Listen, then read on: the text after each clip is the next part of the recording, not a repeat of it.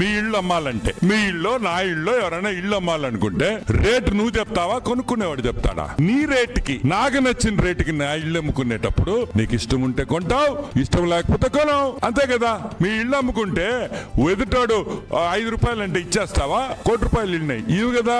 నా ఇల్లు విలువ ఇంత, ఈ విలువ నాకు ఇస్తేనే నేను నా ఇల్లు నీకు అమ్ముతానని చెప్తాం. ఈ రోజు నేను చెప్తున్నాను, కాకినాడ డీప్ సీ పోర్ట్ లో 41% అమ్మేదానికి అరబిందో వాడు మనోహర్ చౌదరి అసోసియేట్స్ అని ఒక కంపెనీకి ఇస్తాడు. అంటే వాడు ఏ రేట్ చెప్తే అదే, ఈడే వాడికి డబ్బులు ఇస్తాడు, ఈడే వాడిని కన్సల్టెంట్ గా పెడతాడు. అరబిందో గాడు, వాడు షరత్ గాడు, వాడే రేటు చెప్తాడు, ఈ రేటుకి అయితే మనం మీరు తీసుకోవచ్చు అని. ఎంత?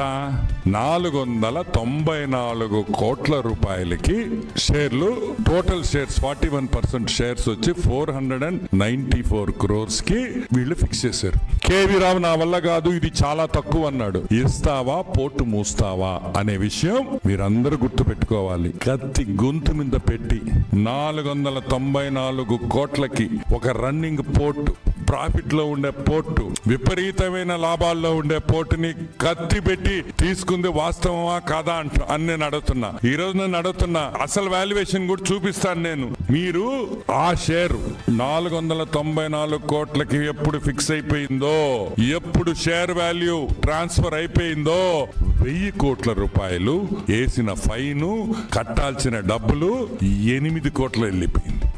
1000 ఎక్కడ, 8 కోట్లు ఎక్కడ అని నేను మనవి చేస్తా ఉన్నా. ఇది కరెక్టా? అప్పటికి పీకేఎఫ్, శ్రీధర్ అండ్ సనాతనం ఎలా ఒప్పుకున్నారు అని మేము అడుగుతున్నాం కన్సల్టెంట్ ని. అసలు మెడ్రాస్ నుంచి కన్సల్టెంట్లు ఇక్కడికి రావడం ఏంది? ఆంధ్రాలో కన్సల్టెంట్లు లేరా? ఏపీ గవర్నమెంట్ ఇండియాలో ఆంధ్ర రాష్ట్రంలో చార్టర్డ్ అకౌంటెంట్స్ ఉన్నారా లేదా అని మేము ప్రశ్నిస్తున్నాం. అంతే, గవర్నమెంట్ డిపార్ట్మెంట్ చేయొచ్చు కదా, ఎందుకు చేయించలా? మన ఫైనాన్స్ డిపార్ట్మెంట్ లో ఆడిటర్లు లేరా? ఫైనాన్స్ డిపార్ట్మెంట్ లో పనిచేసే ఆడిటర్లు ఉన్నారా లేరా?